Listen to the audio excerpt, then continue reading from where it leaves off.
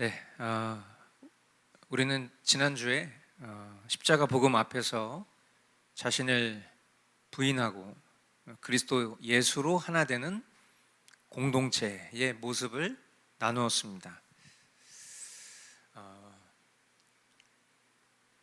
무조건적인 그런 용납과 다름의 인정이 아니라 자기 중심성과 또 죄악된 본성을 우리가 십자가 앞에 내려놓고 진리 안에서 하나 되는 참된 하나됨에 대해서 말씀을 나눴습니다. 오늘 본문은 사도 바울이 교회의 질서와 또 사명을 어떻게 실제적으로 이루어 가야 하는지에 대해서 보여주는 내용입니다. 말씀, 사역, 섬김, 그리고 동역에 대한 그런 주제의 내용들이 담겨져 있습니다. 이 말씀을 통해서 우리가 말씀 따로 또 신앙생활 따로 하는 그런 신앙의 모습이 아니라 이 말씀이 저와 여러분들의 신앙과 또 우리의 교회 가운데 펼쳐질 수 있기를 소망하는 마음으로 하나님의 말씀 함께 나누기를 원합니다. 로마서 강의 24번째 시간 권면할 능력이라는 제목의 말씀 가지고 로마서 15장 14절로 33절 하나님 말씀 선포하도록 하겠습니다. 먼저 14절부터 16절까지 말씀을 읽겠습니다. 나의 형제자매 여러분, 나는 여러분 마음에 선함이 가득하고 온갖 지식이 넘쳐서 서로 권면할 능력이 있음을 확신합니다. 그러나 내가 몇 가지 점에 대해서 매우 담대하게 쓴 것은 하나님께서 내게 주신 은혜를 힘입어서 여러분의 기억을 새롭게 하려고 하는 것입니다. 하나님께서 이 은혜를 내게 주신 것은 나로 하여금 이방 사람에게 보내심을 받은 그리스도 예수의 일꾼이 되게 하여 하나님의 복음을 전하는 제사장의 직무를 수행하게 하시려는 것입니다. 그리하여 이방 사람들로 하여금 성령으로 거룩하게 되게 하여 하나님께서 기쁨으로 받으실 제물이 되게 하시려는 것입니다. 아멘. 사도 바울은 로마 교회가 여러분 진짜 착하시네요. 뭐 단순히 어떤 그런 착함에 대한 이야기를 하려는 것이 아니겠습니다. 여러분 지식이 참 많으시네요. 어떤 믿음의 지식의 출중함을 칭찬하기 위함도 아닐 것입니다.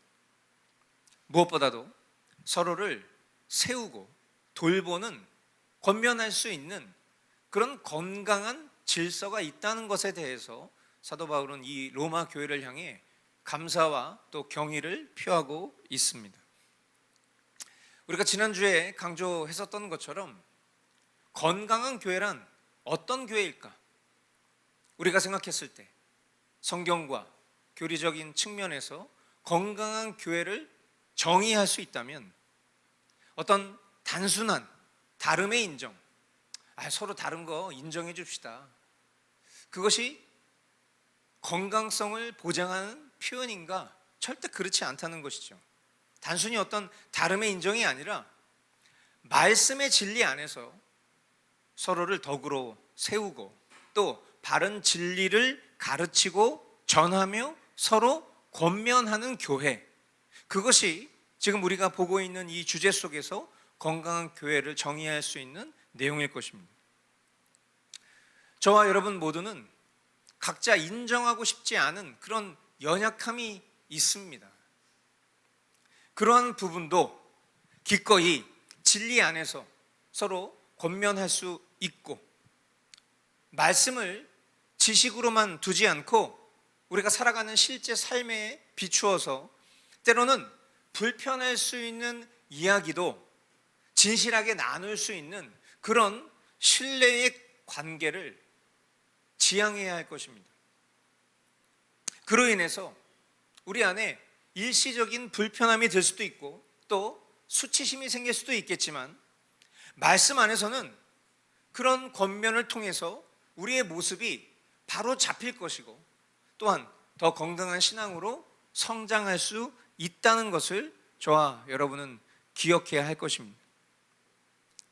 바울은 자신을 하나님을 섬기는 그리스도 예수의 일꾼, 복음의 제사장, 이런 식으로 소개합니다. 우리의 말과 행동, 서로에 대한 권면과 돌봄도 결국 하나님께 드리는 예배가 된다는 것. 우리가 지난 로마서 말씀들을 통해서 삶의 예배를 다룰 때에 이런 이야기들을 했죠.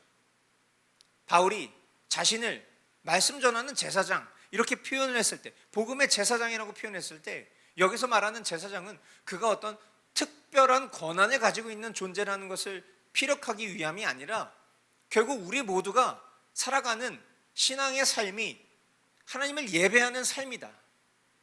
그 삶을 권면하는, 말씀 전하는 지금 자신도 하나님을 예배하는 예배자일 뿐 아니라 여러분들도, 이 말씀을 듣는 여러분들도 우리 모두가 다 왕과 같은 제사장입니다 라는 것을 말하고 싶은 것이죠. 우리 한 사람 한 사람이 독립적인 신앙의 삶 속에서 결국 그것이 그 독립적인 신앙에만 머무르는 것이 건강한 것이 아니라 그 독립적인 신앙에서 공동체적 신앙으로 결국 모두가 머리 대신 그리스도께로 함께 자라가는 공동체, 그 속에 서로 믿음과 진리로 권면하는 그와 같은 일들을 통해서 결국 그것이 하나님 기뻐하시는 교회, 우리가 나아가야 할 건강한 교회, 건강한 신앙생활의 모습이다라는 것을 이 본문을 통해서 우리는 깨달을 수 있는 것입니다. 17절로 21절 말씀에 보면, 그러므로 나는 하나님을 섬기는 일을 그리스도 예수 안에서 자랑스럽게 생각합니다. 그리스도께서 이방 사람들을 복종하게 하시려고 나를 시켜서 이루어 놓으신 것밖에는 아무것도 감히 말하지 않겠습니다. 그 일은 말과 행동으로, 표징과 이정의 능력으로, 성령의 권능으로 이루어졌습니다. 그래서 나는 예루살렘에서 일루리곤에 이르기까지 두루 다니면서 그리스도의 복음을 남김없이 전파하였습니다. 나는 이와 같이 그리스도의 이름이 알려진 곳 말고 알려지지 않은 곳에서 복음을 전하는 것을 명예로 삼았습니다. 나는 남이 닦아놓은 터 위에다가 집을 짓지 않으려 하였습니다. 성경에 이렇게 기록한 바, 그의 일을 알지 못하던 사람들이 보게 될 것이요 듣지 못하던 사람들이 깨닫게 될 것이다 한 것과 같습니다. 아멘. 바울이 자신이 이룬 그 사역의 열매들을 언급하면서 뭐라고 얘기하는 거 하니, 내가 자랑할 것은 나를 사용하셔서 이루어 놓으신 것 밖에는 아무것도 감히 말하지 않겠다, 그렇게 고백을 합니다. 이거 한마디로 우리가 자주 쓰는 표현으로 압축하면 뭐죠? 주님이 하셨습니다. 저와 여러분 역시도 신앙의 자리마다 내 공로, 내 수고가 아니라 주님이 하셨다라는 것을 고백할 수 있게 되기를 원합니다. 저와 여러분이 사랑으로 서로와 관계 속에서 권면하는 일도, 또 우리가 섬기고 봉사하는 일도 내 만족이 아닌 예수 그리스도께서 영광 받으시는 결론을 낼 때 복음의 질서가 서게 됩니다. 표징, 이적, 눈에 보이는 변화와 성취가 사도 바울의 사역 가운데 있었습니다. 그런데 그것 때문에 자부심을 갖거나 어떤 우쭐거리는 그런 마음이 아니라 온전히 예수님만 드러나길 원하는 이 사도 바울의 고백이 저와 여러분들이 실제로 살아가는 삶의 고백 동시에 우리가 추구해야 될 목표라는 것을 성경은 거듭 강조하고 있습니다. 지난 금요일 우리 어르신들하고 예배를 하면서 저는 이 본문의 일부를 가지고 설교를 했습니다. 제목도 다르고 본문도 조금은 다르지만 같은 마음으로 우리 어르신들에게 말씀을 전하다가 제가 준비한 방향성과는 조금 다르게 하나님께서 제 마음에 이 본문을 조금 다르게 바라보게 하시는 그런 순간들이 있었습니다. 그것은 사도 바울의 심정이 조금 느껴졌다는 거예요. 어떤 느낌이냐? 어느덧 우리 어르신들하고 예배한 지가 이제 벌써 1년 가까이 되어 가고 있어요. 그런데 이 어르신들하고 예배를 하면서 사실 저는 좀 어려운 마음들이 여러 번 있었습니다. 왜냐하면 우리 어르신들 일단은 나이가 너무 많으신 분들이라서 제가 하는 얘기를 이해할 수 있을까? 이런 생각을 했고요. 그리고 혹시라도 예배 중간에 뭐 소리를 지르신다든지 좀 불미스러운 상황이 생기면 어떡하지? 라는 그런 걱정도 했습니다. 감사하게도 한 번도 그런 적이 없었어요.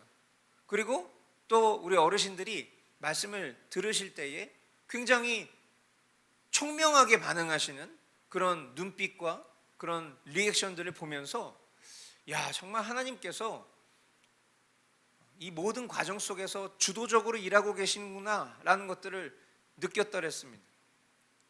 그런데 사도 바울이 지금 이 말씀을 전하는 과정 속에서 남들이 쌓아 올리지 않았던 그 자리로 가서 나는 복음을 전하겠다 라는 그런 그의 사명에 대해서 이야기를 할 때에 문득 처음 그 시설장 장로님께서 저를 찾아오셔서 매주 금요일마다 우리 어르신들하고 예배를 좀 드려주시면 어떻겠습니까? 라고 말씀하셨던 그 순간이 떠올랐어요. 우리 어르신들에게 복음을 들을 수 있는 기회를 여시는 것이 하나님의 마음이셨을 것입니다. 그런데 그 마음이 이 시설장 장로님의 심령을 감동한 거죠. 장로님께서 그 마음에 감동이 있었고 그리고 그것을 저에게 요청하셨을 때 저 역시도 그것에 기꺼이 응하고자 하는 마음이 있었어요. 그리고 매주 저는 우리 어르신들에게 웃음 또 감동 때로는 눈물 이런 것들을 드릴 수 있는 그런 즐거운 소재거리를 가지고 설교를 할 수도 있었겠지만 저는 우리 어르신들에게 어쩌면 너무나도 재미없는 그리고 지루할 수 있는 그리고 알아들을 수 없을 것 같은 복음의 진리와 교리를 전했습니다. 제가 왜 그렇게 했냐? 우리의 심령이 바뀌는 것은 감정으로 바뀌는 것이 아니기 때문에 일시적인 감동을 줄 수 있겠죠. 웃음을 선사할 수 있을 것입니다. 그런데 하나님의 말씀을 전하는 이 강단은 그런 즐거움과 웃음 또는 세상을 살아가면서 줄 수 있는 여러 가지 정보들 이런 것을 주는 자리가 아니라 이 자리는 우리의 심령을 새롭게 하고 우리의 심령이 거듭나게 될 수 있는 십자가 복음이 선포되어야 되는 그런 자리예요. 알아듣고 못 알아듣고는 중요하지 않습니다. 이 자리에 어린아이, 갓난아이 아니면 나이 90을 바라본 노인이 계셔도 알아들을 수 없어도 하나님의 말씀은 우리의 지각을 뛰어넘어서 우리의 심령에 역사하는 복음의 능력이에요. 우리가 때로는 눈높이 막 이런 얘기하면서 때로는 어떤 처음에 뭔가 하나님의 말씀을 거북스럽지 않게 받아들일 수 있는 그런 적용을 해줬으면 좋겠다라는 식의 말들을 하지만 그건 다 사람들이 지어낸 말들일 뿐이죠. 하나님의 말씀의 능력은 언어와 인종과 그리고 그 사람의 지식과 학벌을 다 뛰어넘는 그런 능력의 말씀이라는 것을 저와 여러분들 믿어야 돼요. 우리 어르신들에게 그렇게 복음을 전했을 때에 제 마음에 수많은 두려움이 있었지만 그 두려움을 매주 극복하면서 복음의 말씀을 전했을 때 우리 어르신들 입술에서 그리고 우리 어르신들의 반응 속에서 아멘이 흘러나오는 것을 바라볼 때 그것이 얼마나 놀라운 일이고 또 사도 바울이 그와 같은 어떻게 보면 남들이 가고 싶어하지 않았던 그 이방인들을 향해서 복음을 전했던 그 심정이 아주 조금은 느껴졌다라는 거죠. 제가 그런 이야기를 우리 어르신들에게 했을 때 우리 어르신들의 태도와 눈빛이 바뀌는 걸 봤어요. 평상시에는 그냥 항상 턱을 꿰고 눈 감고 또는 신문을 보고 계시던 분들이 제가 이런 얘기를 할 때 갑자기 자리를 고쳐 앉으시면서 제에게 경청하시는 그런 모습을 봤을 때 어쩌면 그치 심령의 반응이라는 거 이런 거구나. 이 어르신들이 수없이 많은 복음의 진리를 반복적으로 전했다 할지라도 그것을 지식으로 이해하려고 했다면 이해할 수 없었을 것을 하나님께서 성령으로 그 심령을 개간하시고 말씀에 반응케 하시는 그런 아웃풋이, 그런 모습으로 나오는 것을 보면서 저는 다시 한번 하나님의 역사를 이 말씀을 통해서 느꼈다는 것입니다. 그러다 보니 참 절로 주님이 하셨다, 하나님 한 분만 영광 받으셔야 된다라는 그런 고백이 제 심령 가운데 터져 나오더라는 거죠. 참된 직분자, 사역자, 우리가 이렇게 얘기할 때 그것을 단순히 그냥 목사, 또 어떤 전도사님, 또는 뭐 선교지에 나가 있는 선교사님들만 생각할지 모르겠지만, 우리는 늘 이야기하듯 참된 사역자, 직분자는 저와 여러분 모두입니다. 우리가 살아가야 될 길은 매 순간 이런 복음을 전하는 자리에 놓여져 있고, 그리고 우리는 그 사명을 이루기 위해서 세상 가운데 보내진 그런 심령들이라는 것을 잊지 마셔야 돼요. 그런 과정 속에서 우리가 자랑해야 될 것이 무엇인지, 우리가 추구해야 될 것이 무엇인지를 항상 염두하실 수 있게 되기를 바랍니다.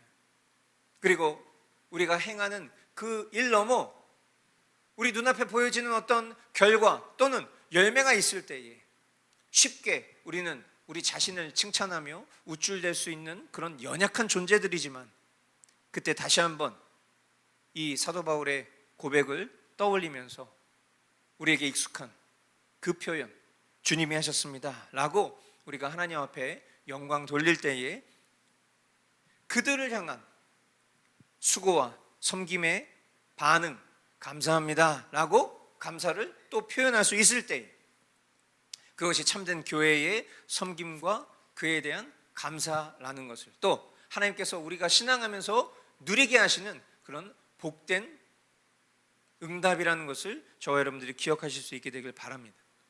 그런 고백이 자연스럽게 흘러나오는 풍경, 그것이 우리 머스트 교회 안에 자리 잡을 수 있게 되기를 간절히 소망합니다. 22절로 29절 말씀, 그래서 내가 여러분에게 가려고 하였으나 여러 번 길이 막혔습니다. 그러나 이제는 이 지역에서 내가 일해야 할 곳이 더 없습니다. 여러 해 전부터 여러분에게로 가기를 바라고 있었으므로 내가 스페인으로 갈 때에 지나가는 길에 여러분을 만나보고 잠시 동안만이라도 여러분과 먼저 기쁨을 나누려고 합니다. 그 다음에 여러분의 후원을 얻어 그곳으로 가게 되기를 바랍니다. 그러나 지금 나는 성도들을 돕는 일로 예루살렘에 갑니다. 마케도니아와 아가야 사람들이 기쁜 마음으로 예루살렘에 사는 성도들 가운데 가난한 사람들에게 보낼 구제금을 마련하였기 때문입니다. 그들은 기쁜 마음으로 그렇게 하였습니다. 그들은 정말로 예루살렘 성도들에게 빚을 진 사람들입니다.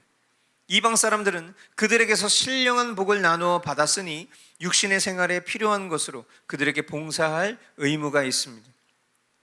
그러므로 나는 이 일을 마치고 그들에게 이 열매를 확실하게 전해준 뒤에 여러분에게 들렸다가 스페인으로 가겠습니다. 내가 여러분에게 갈 때에 그리스도의 충만한 복을 가지고 갈 것으로 압니다. 아멘. 바울이 이 예루살렘 성도들에게 구제 헌금을 전달하기 위해서 선교 여행 계획을 세우는 이 장면을 보면서, 또 더 나아가 그가 스페인까지 선교하고자 하는 그런 열정을 보면서, 진짜 복음에 빚진 사람, 자기가 정말 복음에 빚진 사람이구나 스스로 아는 사람이라면 자신만의 세계, 나의 세계를 넘어서 하나님 나라로 확장하려는 그런 에너지를 갖고 있는 것을 깨닫게 됩니다. 그리고 그런 에너지는 혼자의 열심과 혼자의 공로를 세우는 그런 형태가 아니라, 바울이 이 로마 교회와 함께 일꾼 되기를 소망했던 것처럼 교회 공동체가 한 마음으로 가야 하는 길이구나 라는 것을 또한 깨닫게 됩니다. 우리가 신앙하면서 성경이 우리에게 명령한 신앙생활의 형태를 우리가 몇 개의 단어로 좀 요약해 볼 수 있겠습니다. 구제, 선교, 파송, 동역, 다양한 것들이 있는데, 이와 같은 것들이 우리가 그리스도인으로서 펼쳐야 될 신앙생활의 모습 중에 몇 가지입니다. 그런데 이와 같은 일들을 볼 때에 어느 한 사람 혹은 어떤 교회 안에서만 이루어지는 일이 아니라 하나님을 영화롭게 하는 그 하나됨을 이루는 공동체와 우리가 살아가는 모든 자리가 그 사명의 실천의 장이 되고 또 비전이 되어야 한다는 것을 깨닫게 됩니다. 그러나 우리가 간과하지 말아야 될 것은 가장 가까이에 있는 복음 전파의 자리, 또 가장 가까이에 있는 섬김 받아야 될 지체를 건너뛰고 무조건적으로 시야를 밖으로만 넓히는 일, 그것은 당연히 절대 바람직하지 않습니다. 그러므로 건강한 교회는 구제의 일, 선교의 일, 파송의 일, 동역의 일 같은 것들을 계획 세울 때에는 반드시 우리에게 허락하신 지체 안에 이와 같은 일들의 필요성을 먼저 찾는 것이 당연히 바람직한 일일 것이고, 그리고 그 일을 뛰어넘는 그와 같은 우리의 사역의 부흥이 일어날 수 있도록 기도하면서 계획을 세우는 것이 바람직할 것입니다. 우리에게 익숙한 생활, 그리고 교회 공동체를 넘어서 복음이 필요한 것, 또 우리의 시야와 생활권 밖에 있는 영혼들까지도 품는 것, 그런 마음과 실천을 염원하는 것은 우리가 이런 말씀을 통해서 배우고 실천해야 할 목표인 줄 믿습니다. 가끔 그런 생각을 해봅니다. 우리 교회가 올해로 9년 차가 되었는데 우리는 남들 다 가는 뭐 해외 선교, 뭐 단기 선교, 뭐 비전 트립 이런 거 한 번도 가본 적이 없어요. 저는 선교다운 선교가 펼쳐질 수 있다면 저는 기꺼이 우리 교우들도 그와 같은 일에 동참하는 그런 기획이 이루어졌으면 좋겠다라는 생각을 늘 하고는 있습니다만, 그러나 우리가 하나님께서 그와 같은 기회를 여시기를 구하는 마음속에 실질적으로 이루어진 적은 없습니다. 그래서 우리는 그동안 우리가 할 수 없는 그런 형태를 우리가 추구하기보다는 우리가 할 수 있는 것 안에서 그와 같은 일을 할 수 있는 최선을 추구하기 위해서 그동안 여러 선교단체 또는 선교사님들과 동역하면서 우리가 같이 기도하는 사역, 그리고 또 후원하는 사역들을 해왔더랬습니다. 그런데 우리가 작년에서 올해로 넘어오면서 우리가 사역의 방향을 잠시 좀 점검해보자. 건강한 선교, 또 건강한 파송, 동역이 이루어지기를 고대하면서 주님의 뜻을 좀 구하자라는 마음을 갖고, 또한 아무리 우리가 그냥 누군가의 사역에 동참한다 하여도 혹 그 사람이 우리와 같은 신학과 같은 이념과 어떤 복음적인 사역이 이루어지는 것이 확인되지 않을 경우에는 우리가 그와 같은 일을 좀 멈추고 또 그런 건강한 선교지를 만나기를 원하고 또 그런 동역교회와 연합하기를 원하고 그런 구제 사역이 활성화될 수 있도록 기도하자라는 마음으로 저희가 과감하게 선교지를 좀 정리하고 지금 일부 기관만 남겨둔 상태이죠. 지금 우리가 같이 공식적으로 협력하고 동역하고 있는 곳은 사무엘 한인교회, 그 책의 사람들, 그리고 수원 중부주간보건센터, 이게 전부입니다. 굉장히 어떻게 보면 부실하고 되게 빈약해 보일 만큼 9년이라는 교회 역사 가운데 고작 요거 남았나? 라는 생각이 어쩌면 우리에게 패배감을 안겨줄지도 모르겠어요. 그런데 우리가 한번 이렇게 생각해 보면 좋을 것 같아요.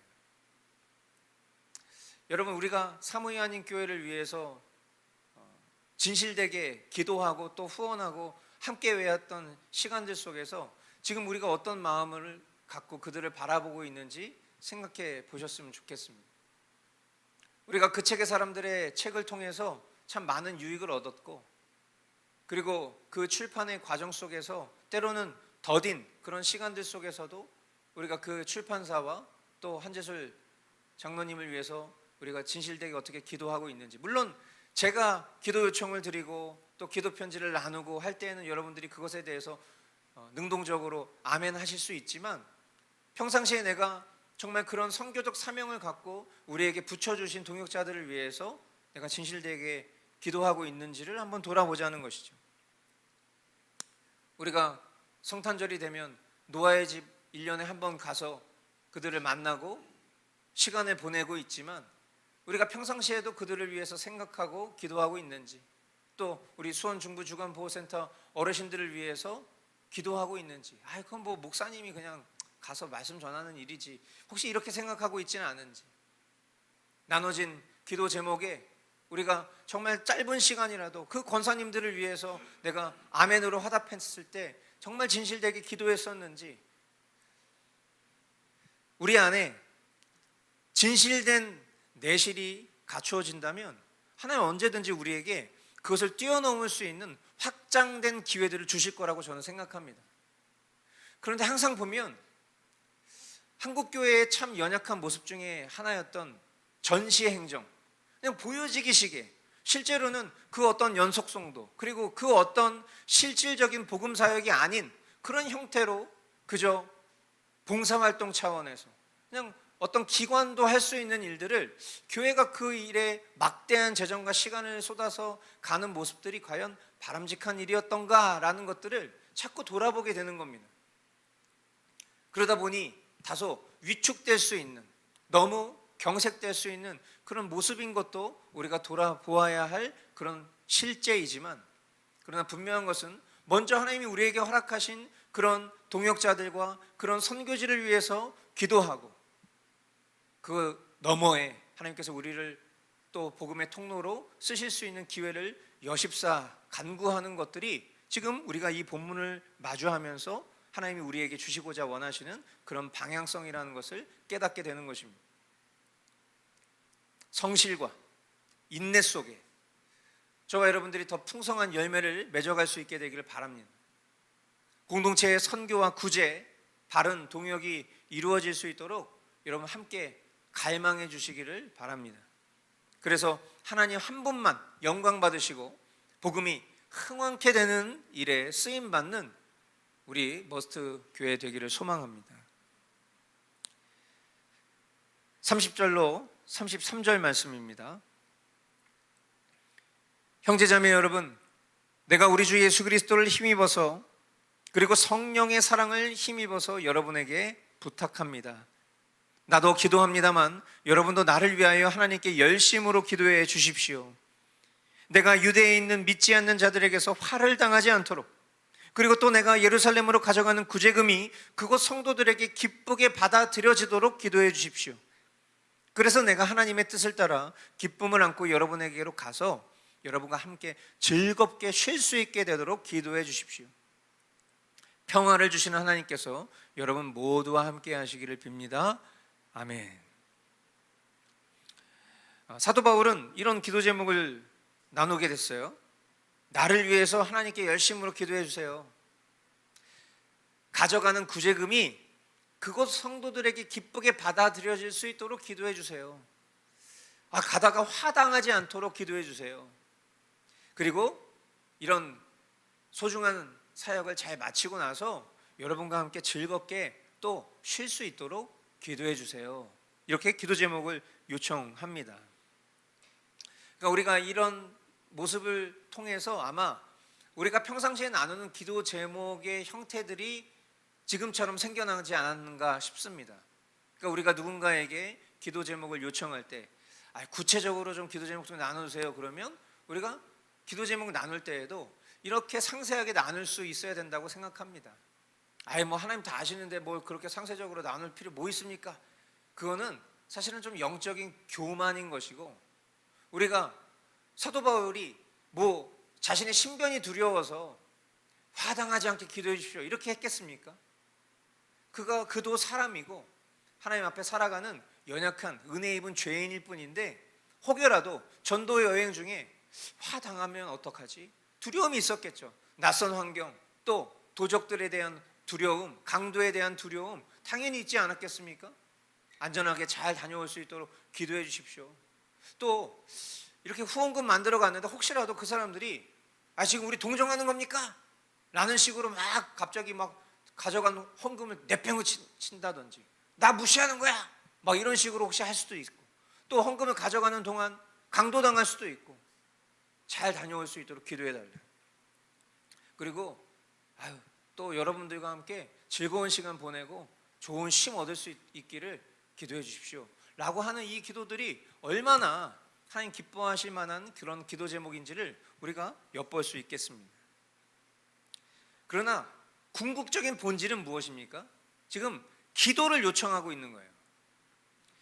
자신이 이것을 실시하고 시행하는 그런 행동가이지만, 그러나 자기가 이걸 하고 있는 것이 아니라, 나는 그 일을 행동으로 하고 있지만 이것은 나의 독자적인 사역이 아니라 결국 공동체의 기도와 직접 연결되어 있다는 것을 가르쳐 주는 거예요. 그러니까 여러분, 항상 제가 아까도 말씀드렸지만 패배주의에 사로잡히실 이유는 없어요. 우리 교회는 한 번도 뭐 해외 선교 같은 데를 가본 적이 없어요. 우리는 뭐 국내 아웃리치 같은 데 가서 무슨 뭐 노인정 봉사를 하든지, 뭐 어르신들 뭐 머리를 깎아드린다든지, 영정사진을 찍어드린다든지, 벽화를 그려준다든지, 우리는 그런 어떤 봉사활동도 한 번도 해본 적이 없는 것 같아요. 도대체 뭐 하고 사는지 잘 모르겠어요. 혹시 이렇게 우리가 생각할지 모르겠지만, 여러분, 사역이라는 것은 그런 식으로 하는 것이 아니에요. 우리가 이 말씀을 통해서도 깨닫는 것처럼 다 맡겨진 분량이 있고 본분이 있는 것입니다. 하나님의 허락하심이 최선이다라고 우리가 그렇게 고백한다면, 물론 우리가 영적으로 또 육적으로 게을러서는 안 되겠지만 우리에게 주어진 것들에 대해서 성실하게 감당하는 것이 더 중요한 일입니다. 이렇게 사도 바울처럼 직접적으로 움직이고 행하는 사람이 있다면, 또 후방에서 그의 사역을 기도로 후원하는 일 또한 그와 버금가게 중요한 일이라는 것을 지금 이 사도 바울의 기도 요청을 통해서 우리는 배울 수 있어요. 그 어떤 섬김과 또 헌금을 지원하는 일, 또 쉼과 기도, 그 무엇이든지 서로를 위해서 구체적으로 기도하는 일이, 그게 교회다운 교회인 것이고, 곧 신자들이 어떤 직분이나 역할, 신앙의 연륜을 떠나서 그리스도 안에서 날마다 서로를 붙들어주는 진짜 힘이 무엇인가, 이 말씀을 통해서 우리에게 보여주고 있는 것입니다. 사랑하는 성도 여러분, 우리가 날마다 공동체 카톡방에서 지체의 이름을 부르면서 기도하잖아요. 가장 쉽고 가장 기초적인 일이에요. 그렇지 않습니까? 이렇게 구체적으로 그 개인의 기도 제목을 나누고 있어요. 근데 그것을 여러분들이 무슨 어디 골방에 들어가서 몇 시간씩 기도하라고 강요하고, 또는 특별 기도 집회 같은 거 열어서 멀리 사시는 여러분들도 무조건 나와서 포도가을에 도장 찍으십시오라고 막 그렇게 강권하듯이 교회에서 그런 일들을 벌이고 있는 것도 아니라, 그냥 여러분이 살아가는 삶의 자리 어딘가, 여러분에게 주어진 시간 언젠가에서 이 공동체에 나눠진 기도 제목을 그냥 눈으로, 입술로 읽고, 그리고 그 기도문 자체로 아멘할 수 있는 것이 사실은 우리가 신앙생활을 할 수 있는, 어떻게 보면 아주 쉬운, 너무나도 개량된 아주 기초적인 그런 동역이거든요. 그게 진짜 사랑이고요. 이것조차 우리가 하지 않으면 이 이상 못하는 거예요. 이걸 못하는데 이 이상을 계획하고 그것을 꿈꾼다? 그게 바로 허세인 것입니다. 그게 신앙의 허세인 거예요. 우리가 가장 가까이에 있는 하나님 나에게 붙여주신 지체를 위해서도 기도하지 않는데, 우리가 무슨 세계 열방을 위해서 기도하는 건 너무 민망한 일인 거예요. 그러니까 우리가 진짜 성숙된 교회가 되는 건 뻥튀기가 되는 게 아니에요. 우리의 심령이 차곡차곡 성장하는 것입니다. 나와 내 가정과 내 주변에 있는 지체들을 위해서 기도할 수 있는 사람이 지역과 나라와 민족을 위해서도 기도할 수 있지 않을까요? 몸이 아픈 지체가 있어요. 어려운 상황 가운데 있는 가족들이 있어요. 그들을 우리가 헌신적으로 품고 기도하며 그렇게 행할 때 우리가 믿는 복음이 현실이 되는 것입니다. 그것이 결국 하나님이 우리에게 주시는 평화를 누리는 방식이에요. 그것이 지금 이 로마서를 통해서 우리에게 가르쳐 주시는 교회론의 실제다라는 것을 저와 여러분들이 깨달으실 수 있게 되기를 바랍니다. 말씀을 맺겠습니다. 사랑하는 우리 성도 여러분, 십자가 복음은 각자의 죄성, 자기중심성, 또 세상의 편견을 뛰어넘어서 예수 그리스도 한 분에서만 진정한 질서가 있다, 진정한 연합이 있다, 진정한 확장이 있다는 것입니다. 교회의 직분이나 질서를 따지는 것이 본질이 아니라 그 안에서 서로 말씀 안에서 권면할 수 있고 섬길 수 있고 동역할 수 있는 것, 그게 진짜 복음 공동체의 모습이에요. 우리가 성도가 성도를 부를 때 누구 성도님, 형제님, 자매님 이렇게 부르는 것이 굉장히 영광스러운 표현이죠. 그러니까 우리가 뭔가 이 사람을 더 드높여주고 싶으니까 호칭 자꾸 만들어주려고 하다 보니까 직분 막 남발하는 거잖아요. 적어도 최소한 다 모두는 다 집사님이라고 불러주고, 또 그 중에서 조금 더 공로 있는 사람은 권사님, 장로님, 안수집사님처럼 불러줘야만 직성이 풀리는 것 같은 우리의 심정. 근데 우리에게 정작 제일 주신 가장 좋은 표현인 성도라는 표현을 부를 때에는 뭔가 상대방을 격하시키는 것처럼 느끼는 감정, 여러분 이거 다 우리가 타파해야 될 일이에요. 서로가 우리가 진실되이 그렇게 부르고 또 그렇게 권면하고 섬기고 동역하는 것, 그렇게 됐을 때 우리가 진짜 예수님만 자랑하고 예수님만 남을 수 있는 겁니다. 우리가 성경을 통해서 보고 있는 그런 교회 공동체의 모습들이 바로 그런 모습들인 거예요. 교회가 단지 좋은 분위기 만드는 거, 다름을 인정하고 그냥 무조건적으로 포용하는 그런 문화에만 머무른다면 언젠가는 그 교회는 흐릿해지고 말 것입니다. 그러나 지난주, 이번주 통해서 우리가 확인했던 바와 같이 자기를 부인하고 예수님께 순종하는 자리까지 더디지만 한 걸음씩 나아갈 때 교회는 언제나 살아 움직이는 그런 복음의 공동체가 될 줄 믿습니다. 그런 삶을 우리는 머스트 라이프라고 부르는 거예요. 오늘도 그런 머스트 라이프의 삶으로 각자의 자리에서 말씀과 기도로 영적으로 교통하고 교제하며 자기 자랑과 남들과의 그런 비교 대신에 오직 예수님만 드러내며 우리에게 맡기신 신앙의 형태인 구제와 선교, 기도의 동역을 통해 우리 교회가 복되게 쓰임받을 수 있기를, 저와 여러분이 그렇게 주님 앞에 귀하게 쓰임받을 수 있는 각 사람 될 수 있기를 주님의 이름으로 축원드립니다. 네, 기도하겠습니다. 오늘 우리에게